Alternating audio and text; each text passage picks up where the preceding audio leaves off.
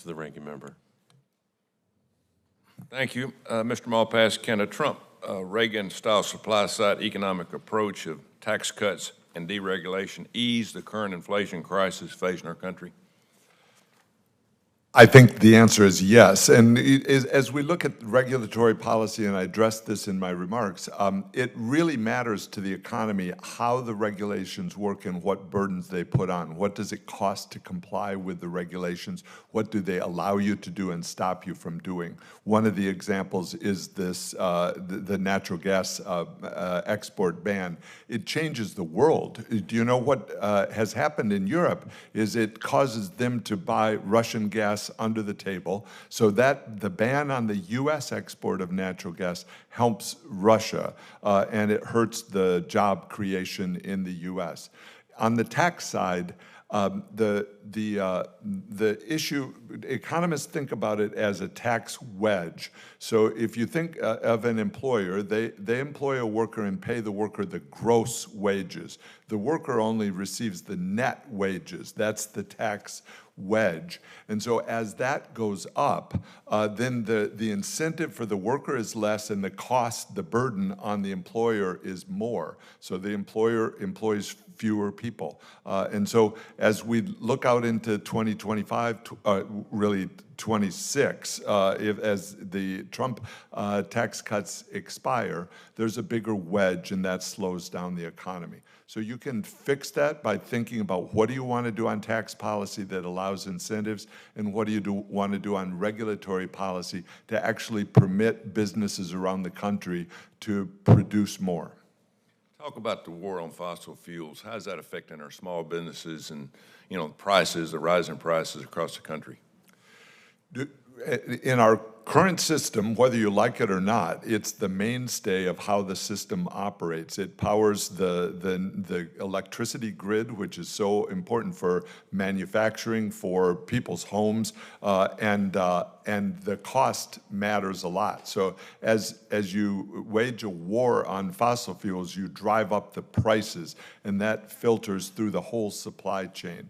So as we look at it, the U.S. is an energy-rich country, and I think needs to really take advantage of that. We have enough energy in the country stored in the ground and in the nuclear power potential of the country to pay down the national debt, not keep making it larger. So these are key issues for the government to think about, and for the private sector, of course, to be thinking about in whether you want to invest more in the United States, or are you going to go to other parts of the world that are more friendly toward growth in energy supplies.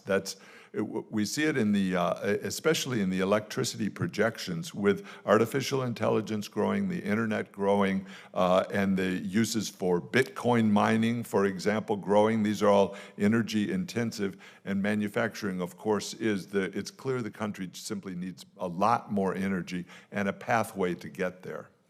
A good friend of mine, Boone Pickens, who I got to know very well through my coaching days out in West Texas, once told me that we had a 300-year supply of natural gas that we knew of. Just in this country, we will never run out of it. Do you agree with that? I think the data. Remember, the U.S. Well, I can recount one. It used to be that the U.S. was thinking about importing natural gas, and there were hubs being set up in the Caribbean to offload natural gas brought from the Persian Gulf, because it's so valuable to people in the U.S. to make fertilizer, to make plastic products. And remember, it's much cleaner on electricity than the alternative, which cleaner, lower carbon intensity than oil and coal. And so it's this giant valuable resource for the U.S. Then when new discoveries were made on how to tap into U.S. natural gas, all of a sudden the U.S. became a giant world exporter. So it proves the value of the resources inside the U.S. and also the value from the climate change standpoint of greenhouse gas emission reduction. It's the way the U.S. has been able to lower. One of the things I saw at the World Bank is on the global stage, people keep having conferences, and what they're looking at is how the rest of the world is going to keep increasing its greenhouse gas emissions, and only the U.S. really has been able to control it. That's largely due to the natural gas resource, which is hugely valuable. One other point is the fertilizer cost. When Russia invaded Ukraine, it cut off natural gas supplies, and that really changed the fertilizer industry. So as we're looking at the famines, and the children and families in Africa, they are suffering massively because specifically of the lack of availability of natural gas for making fertilizer. It's the critical input for that.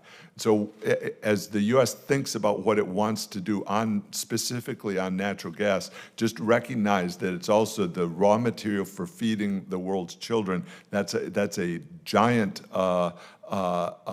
capability of the United States, and it's one that I talked about a lot internationally. Thank you.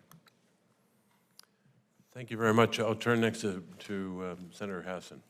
Thank you very much, Mr. Chair, and thanks to you and the ranking member for holding